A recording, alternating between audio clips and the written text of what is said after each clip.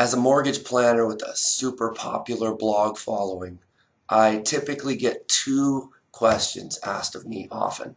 One, how do you keep that plant looking so good? It's not real.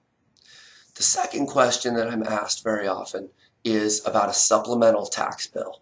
Jeremy Beck here with the Greenhouse Group, and this week I want to talk to you about something that happens to every home buyer who buys in San Diego County.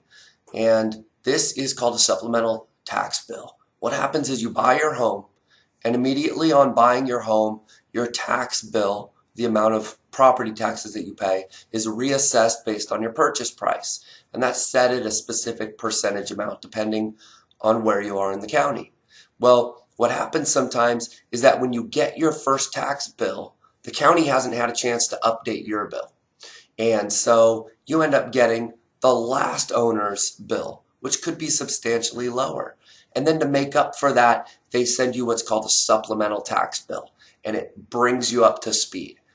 Subsequent years should be accurate and based on your value.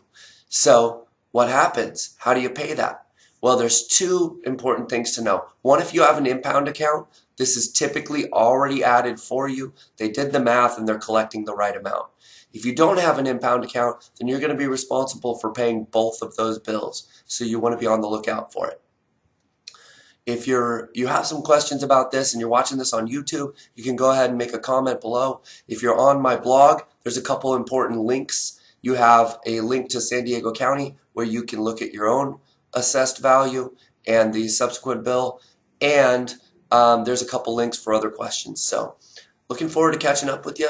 Let me know if you have any questions on this topic, and we'll see you next week.